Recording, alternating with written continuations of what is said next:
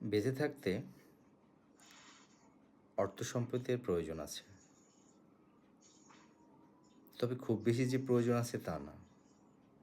তবে অবশ্যই অর্থবিত্তের প্রয়োজন আছে ভালো থাকতে, ভালো খেতে, ভালো পড়তে, ভালো চলতে।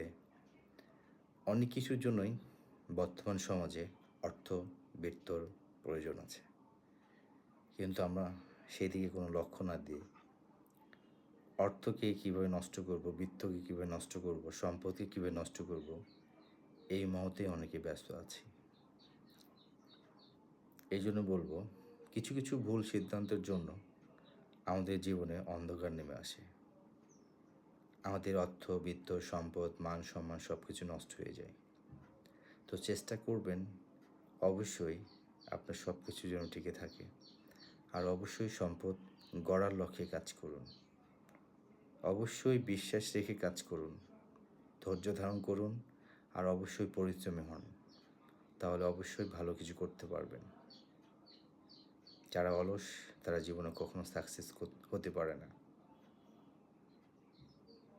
তো ভালো কিছু করতে হলে অবশ্যই আপনাকে পরিশ্রমী হতে হবে। অনেক সফলতা দেখতে হলে অনেক কষ্ট করতে হবে। যারা কষ্ট করেছে তারা সফলতা পেয়েছে। ভালো কিছু করতে হলে অবশ্যই আপনাকে সময়ের মূল্যায়ন দিতে হবে, সময়ের সঠিক ব্যবহার করতে হবে। আজকে বুঝতেছি বর্তমান সময়ে এসে যে কত সময় জীবনে নষ্ট করেছি, হেলায় অবিলায়, ঘুরে ফিরে, কত টাকা পয়সা। একটা সময় এসে বুঝলাম টাকা পয়সা না থাকলে কাছের মানুষরাও কিন্তু আপনাকে চিনবে না, পরিচয় দিতে অস্বীকার করবে, পরিচয় দিতে লজ্জা পাবে। তো নিজের শেকড়টাকে মজবুত করার জন্য অবশ্যই ভালো কিছু করার চেষ্টা করুন, ভালো কিছু করুন।